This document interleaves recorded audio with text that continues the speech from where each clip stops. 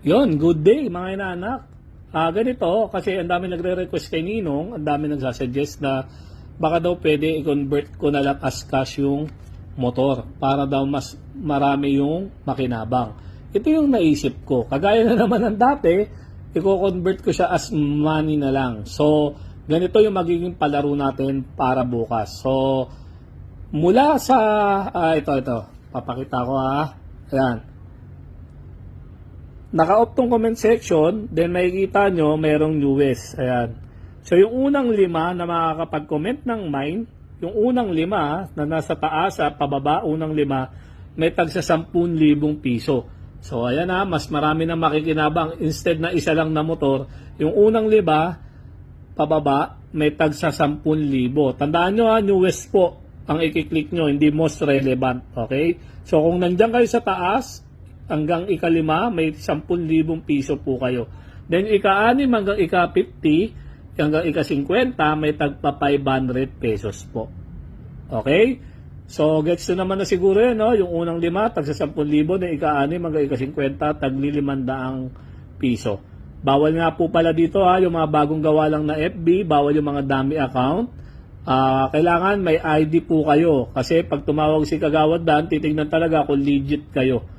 Kasi baka mamaya yung mga ginagawa lang ng mga scammer na apps, iaano lang nila yan, isiset lang nila yan na makapag-mine. So, ayun, baka isa sila sa 50 na manalo. So, kailangan legit account, matagal na yung Facebook, talagang may ID, pagka hiningian ni Kagawad ng Daep. Mag-ingat nga pala kayo tandaan nyo, never kami nanghingi maski piso.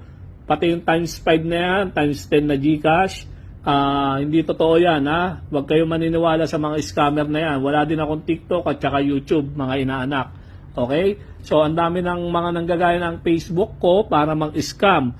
Tapos, pag na-scam kayo, ako na naman sisisihin nyo, sininong na naman. Samantalang, kayo tong nagpaloko. Diba? Nakailang paalala na ako, mga inaanak.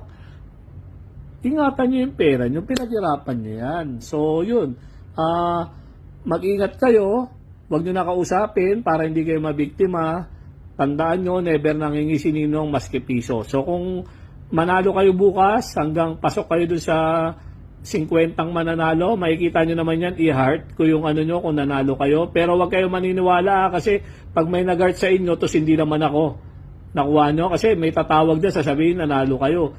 Naku, hindi ako tumatawag mga inaanak. Si Kagawad ng Daep yung tatawag. So, tapos, hindi yan magpapasend ng GCash sa inyo. Tandaan nyo, hindi siya magpapasend ng GCash. Hindi yan manghihingi.